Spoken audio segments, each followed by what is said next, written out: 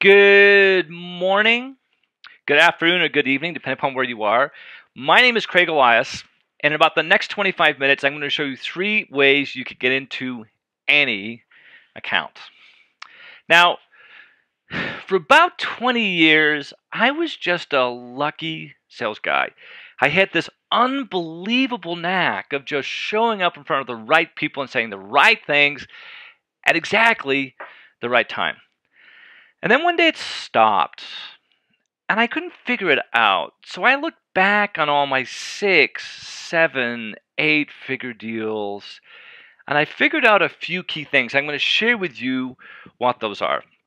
So like I said, my name is Craig Elias. I am number 15 on the Forbes list of the 30 most social salespeople on the planet. I have been on LinkedIn longer than almost anybody else. And when I say that, I'm not bragging, it's actually the truth. I am LinkedIn user number 3,956 out of over 400 million users. I'm also one of a very lucky few that get to be growth advisors for the Goldman Sachs 10,000 Small Businesses program. Goldman Sachs is trying to help 10,000 small businesses grow faster. I'm also the author of an award-winning book and the creator of Trigger Event Selling. And if you would like my native PowerPoint slides from today and a free copy of my book, if you just go to Shift Selling, S-H-I-F-T, shiftselling.com/3. That's the word 3, T-H-R-E-E. Fill in the form. I will send you back right away all the PowerPoint slides and the book. So what I'm hoping to do in the next little while is I'm hoping to turn on this thing called selective perception. It's like when you buy a new car, what do you see all over the road? You see that exact car. So I'm going to share with you some stuff. And as soon as you know what you're looking for, guess what you're going to see all over the place? Exactly what you need to get into any account. Now, I was on a webinar early last year, and there's several hundred people, and we asked the question, how often on your first call into an account or a prospect do you call at the VP level or higher? And to my amazement, almost 80% of the people are too afraid to call a VP or higher to get a quick answer on whether or not it's even possible they might become a customer. And one of the reasons I think that is because people don't know what to say. They get a VP on the line and they stumble and they just don't make it work. So I'm going to share with you something called a 7-second sale. I wrote a blog post about this last year, and within very few days it was shared by a boatload of people. And this is what is basically in the 7-second sale. The challenge most people have today is they get on the phone with whether it's a decision maker or not, and they start telling that person what they do, what their product is, and they use nouns to describe what it is that they have. They say, hi, my name is, and I'm selling this, would you like to buy it? And what happens is the other person says, well, we already buy that from somebody else. So if that doesn't work, let's stop. Let's try to figure out how do we get the attention of a decision maker in such a way that they actually want what we're selling. And I'm a big believer that all decision makers listen to the same radio station. It's called WIFM, What's in It for Me. So instead of trying to tell decision makers what you want to say, why don't you tell them what they want to hear? Why don't you use verbs that describe the outcome of being your customer? Verbs that describe the value of what it is you sell or the difference that it actually makes. And I heard this once described as building a bridge. So here's the way you used to build a bridge in the old days. You would have one person on one side of the valley with a bow and arrow, and attached to that arrow would be some thread. And on the other side of the valley will be someone hiding in the bushes. And what you would do is you would shoot that arrow across the valley, and the person on the other side would go grab the arrow, and at the end of the arrow was this thread. And they'd pull on the thread.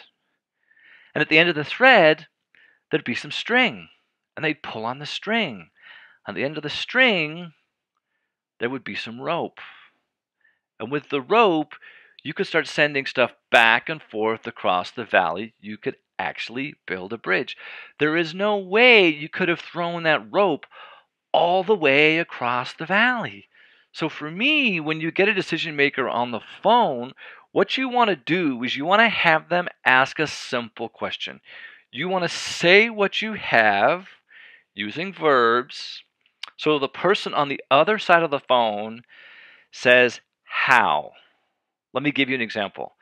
If you picked up a CFO, a chief financial officer, and said, hi, Steve, my name's Craig, and I have a really simple way to eliminate inventory write-downs. I used a verb, didn't use a noun. They're going to say, how? Now, this is where it gets interesting, because when they ask you how, you're not supposed to tell them. What you have to say to that person is you have to say, it takes me, to do a good job, takes me 15, maybe 20 minutes. I'd love to schedule that call. But here's the question I have. Who's the second person that should be on that call?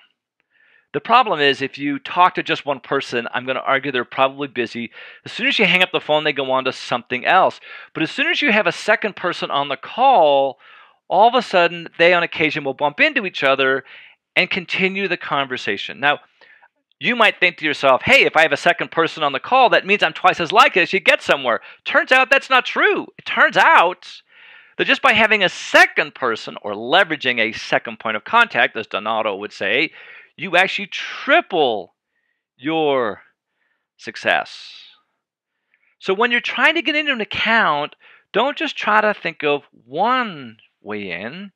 You want to find multiple ways in to the exact same account. Now, I saw some really cool research by Serious Decisions. I think this was in 2014 research. There's a link here that will take you directly to the research. And if you're good at sales, you have something you can use with the vast majority of the people that are on this call, or on this sheet. And the piece that matters most is the one with the fourth one down, the dark blue, the influence of customer references or testimonials provided by the vendor. And if you look through this sheet, you will notice that for a lot of people, this becomes a really strong factor. If you're trying to get in to the CSO, this actually is the most used factor that influences their decision of who they're going to buy from. If you look at the CFO, same thing. Number one is the power of customer testimonials and references. It's also true for the CEO. Now, in this case, it turns out it's number two after the CEO's personal experience with the company. So if they have a bad experience with their current provider, this then becomes their number one deciding factor. So you've got all these people you can sell to. You want to try and find a way to get in. You want to use verbs and multiple points of contact. Those are the first two of the three ways to get in. But what you got to figure out is, who are you going to say this to? You got this large market that you want to go after. You need to figure out who is the perfect prospect you can use verb and multiple points of context with. So I'm a big fan that, yes, you've got this whole market you could go after. And you can try this, but the problem is it's not going to work on everybody. There are some people that have a problem that you can actually address. And there's only a portion of those people that are actually reachable. But the most important thing is which portion of that market is actually motivated. Nancy Nardin, a while ago, wrote a blog post, and what I picked out from this was that the single most important factor is how motivated your customer is to take action. So now the question is, how do we figure out who's the most motivated, and how do we reach the most motivated people so we can use those verbs on multiple points of contact? What I have realized is that it doesn't matter what you're selling or who you're selling to. People, decision makers, buyers, prospects, are always in one of three different buying modes. First one's called status quo. These are people that are happy with what they have and they're not looking to change. The challenge is that these people are not likely to buy from you in the next little while. Now, if these people look like an ideal prospect, someone who's got money, authority, influence, you have a problem that can be addressed, I suggest you find a way to start building a relationship with these people now, because at some point in the future they will become motivated and you want to be the first person that they talk to. Now, on the other end of this spectrum are people that are in this buying mode of searching for alternatives. They are unhappy with the status quo and they're actively doing something about it. And the research says that the odds that they become your customer in the next little while is probably somewhere between 1 in 6 and maybe 1 in 7. Now, this is research done by Aberdeen a while ago, and this was done, I think, in 2012. And some people might say, well, that research is old, it's not relevant, it doesn't apply.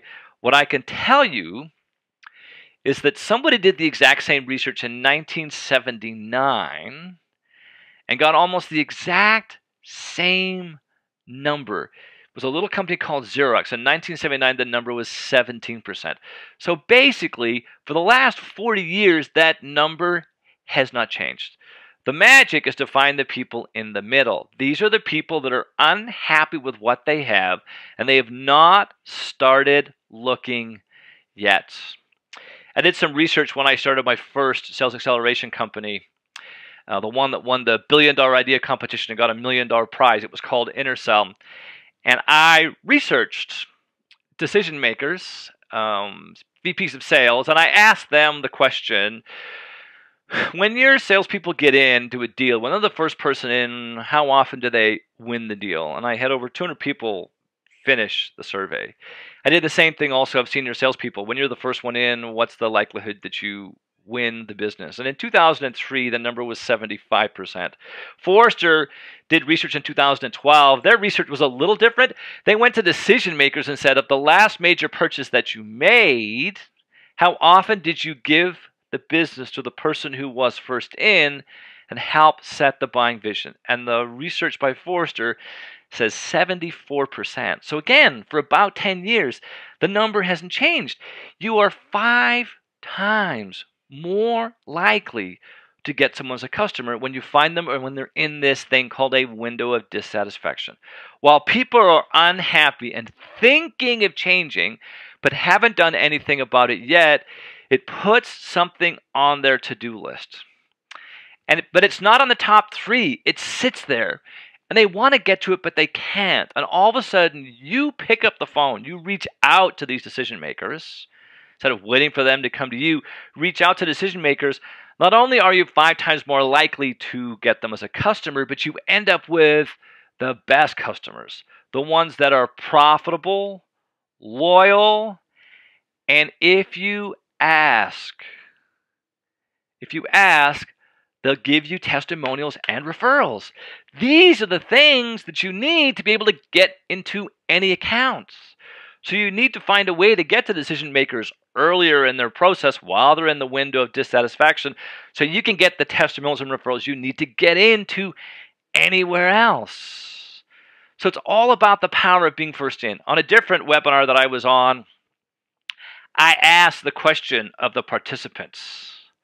And the question was, of all the deals that you lost, what percentage of the deals that you lost could you have won if you had been first in? And 50% of the people on that webinar said they would have won at least 40% of all the deals they had lost if only they were first in. So for me, what we need to figure out is, what is it that triggers someone who was in the buying mode of status quo on Monday, puts them in this window of dissatisfaction on Wednesday, and gets them searching for alternatives on Friday?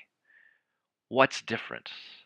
Well, it turns out there's actually 3 different events. The first event takes somebody who was in the buying mode of status quo and puts them in the window of dissatisfaction. This is something that fills your funnel with really good prospects. This is something that makes somebody all of a sudden want to change. But just because somebody wants to change doesn't mean they can afford to change. Because very often people need to have a second event where they have more time or more money to be able to look at what you've got or to buy it. And then they need to be able to find a way to justify the purchase to other people. This takes stuff and shakes people out of the funnel and turns them into customers. And this justify, I've got a term called RIPES, R-I-P-E-S. These are the 5 reasons or 5 ways that people justify a purchase. Sometimes it's partly to themselves, but it's also to others. So you want to write this down the piece of paper, not across the piece of paper. R-I-P-E-S. R stands for risk avoidance. I stands for image, either something they buy on their own to make themselves look good or something they're going to put on their resume or their LinkedIn profile afterwards. P stands for productivity, allowing them to spend the same amount of money but get more stuff out or more stuff done. E is expenses, the same amount of stuff done or same amount of stuff out, but spend less money in the process. And the S stands for simplicity or maybe time. And I've seen data that suggests that the vendor that is the easiest to do business with wins the business 35% of the time. Risk avoidance, image, productivity, expenses, simplicity, or time. So in 2002, I figured this out. And then luckily enough, a few years later, a company called McKinsey figured out something almost exactly the same. They interviewed 20,000 consumers in 5 industries, 3 continents, and they built a much prettier picture than what I have, but they have almost the exact same thing. They have this status quo, the loop in the middle, this loyalty loop, and all of a sudden, something triggers their interest in doing something different. They then create what is called, or what McKinsey calls, an initial consideration set. Now, McKinsey says all of a sudden, for some reason, people start doing the active evaluation, information gathering, shopping, all that stuff. And then at some point, they have a trigger at the end where they decide. The thing I think that's missing from this model is people aren't going to start that active evaluation until they have the time to look at it or the money to afford it. Now, luckily enough, a few years later, Google figured out almost exactly the same thing. They call this window of dissatisfaction a 0 moment of truth. They say it's created by a stimulus. I would say it's the same thing as a trigger event. And some of the biggest companies on the planet have figured out it doesn't just apply to consumers, it also applies to businesses. And the research by Andrew Gaffney, the folks at Demand Generation, pretty much says that's true, that 80% of new purchases are unbudgeted and unplanned. But the crazy thing is, the decision makers don't reach out. All too often, they sit back hoping somebody will call them, where it's later in the process and the odds they win the business is 16 or 17%. Only 3% of decision makers, when they're asked the last major purchase that you made, how often was it a vendor that reached out and initiated the process? And the data says 3%. Now, you would say, well, decision makers don't want me to call them that early in the process. But the IT Services Marketing Association has done a survey, and basically 70% of decision makers want to talk to a salesperson early in the process. When you get a chance to do that, you get to go in, you help them redefine the problem. Design the solution, you start developing a relationship before the competition even knows there's an opportunity. And while the ITSMA says, well, people say they want to call, the question is, do they take a call? Well, in a different piece of research done by Discover.org, they asked decision makers, have you ever taken an appointment or attended an event based upon a well-timed outbound email or a call? And 75% said yes. So what we need to figure out is, what are these things that create these motivated buyers? What is it that makes someone all of a sudden want to change? We try this. We have an awareness strategy. We go to our people we'd like to have as customers. We say to them, We have something that's better, faster, cheaper. Would you like to buy it? The dilemma is, even if you have something really good, the prospect very often already has an existing relationship with somebody else who does the exact or very similar thing. And all that happens is they take your idea and they give it to somebody else. Now, this is one of the ways that I completely disagree with the Challenger sale. There's a few things in there that are worthwhile. I'll get to those in a couple of minutes. But this is where I think they're wrong. If you give someone a really good idea and they already have a relationship with somebody else, they're going to give your idea to somebody else. And the research I've seen says that even if you get a first call using the Challenger sale, the odds you get a second meeting is less than 7%. So for me, if I'm going to use the Challenger sale, I'm going to wait until something else happens. I'm going to wait until they have a bad experience with the current provider, very often caused by a change in people with your competitors, maybe the product or some material change in the provider. I have seen data that suggests that 28% of all vendor changes are triggered by a change in salespeople. So when your competitor's salesperson changes, that's a really good opportunity. Now is the time to go use what you've learned with the Challenger sale, and you'll be way more effective. So awareness is what we do. A bad experience is what our competition does, right? Or what happens inside the competition. But there are opportunities inside an account. When you find an account you want to get to and you realize there's a change in decision makers, that's a really good opportunity. Sometimes it's a change in places or a change in priorities, and I'll describe the places and priorities. Different legislation is in place in different geographies, and all of a sudden a company or an account goes somewhere else and there's new legislation that they have to adhere to. One of my favorite stories is about a lighting company that was trying to get into a big retail chain in Canada. And they had this really efficient lighting system that would basically pay for itself in a very short period of time. But the problem is the entire organization was using old-fashioned fluorescent lighting. And it wasn't until they went to a new location that actually said you're only allowed 2 watts of lighting per square foot of retail space that they had to change. So they phoned up this lighting company. And they installed this LED lighting in this location. And the lighting company was very smart, went back 6 months later, and the story I heard was that the revenue in that store was 21% greater per square foot than anywhere else in the country. So what do you think happened? Every other store switched to the lighting, but it wasn't until a change in places that happens. A change in priorities.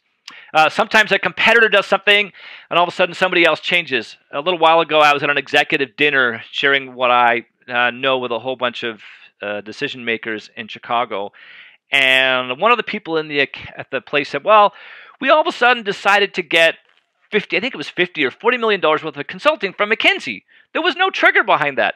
It took me about 10 minutes, and you know what I realized? What I realized is he was working for one company, and all of a sudden a competitor, VMware, so it was Citrix he used to work for, VMware got to $500 million, and all of a sudden the company said, "Whoa, we need to pay attention. Let's go try and stop their growth. What are we doing?" But it wasn't until a competitor got to a certain dollar size that they did something. So that changes their priorities. But for me, the big one is a change in people. When decision makers are new in their job, they want to prove that they're worth the money they're being paid. And the research by the people at Discover.org says that when a decision maker is new in their job, about 40% of them will spend $1 million or more in their first year on new initiatives. And that 80% of those, so basically 32% of all decision makers, will make $1 million worth of decisions within their first 90 days in their job. But I want you to don't just think of the fact that when one person's in a new job, it only creates one opportunity. Turns out there's actually 4. So you've got this customer. His name is Craig, and all of a sudden he goes somewhere else. What's the first thing you should do? You should figure out where they went, because if they were your customer in the past, odds are they'll be your customer again. They've gone on to a new place where they have more money, more authority, right? They're going to make a decision very quickly. You want to follow those people. Opportunity number 2 is not who replaces them, but who did they replace? Because the person they've replaced is new in their job. And they want to make changes. They have more money, more authority, and more influence than they had in their old jobs. So you want to go talk to those people. Now, at some point, the person who you started with will get replaced. You want to figure out who replaced them.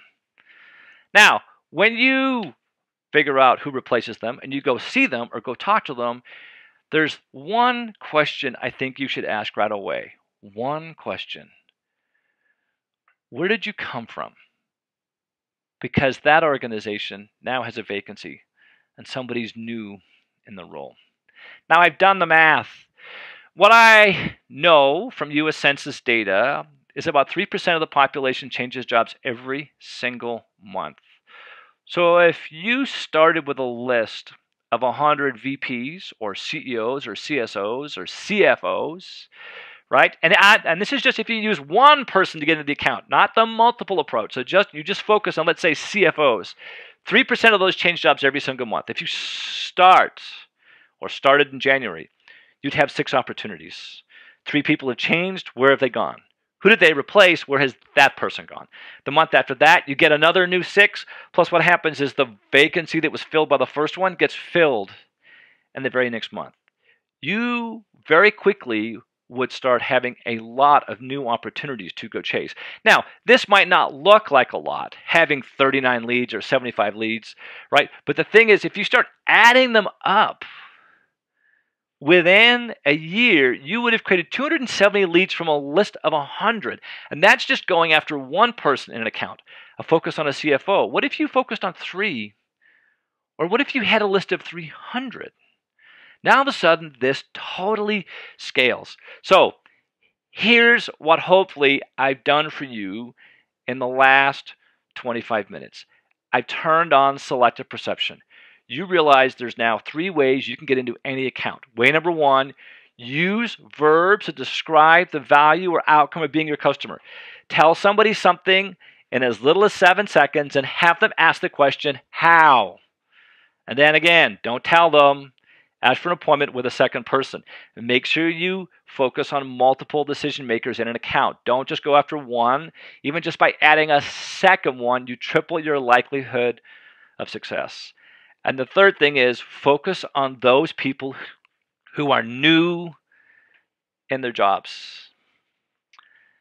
This is my contact information. Again, if you go to shiftselling.com/3THREE, the word 3, fill in the form. I will send you my native PowerPoint slides and a free copy of my book.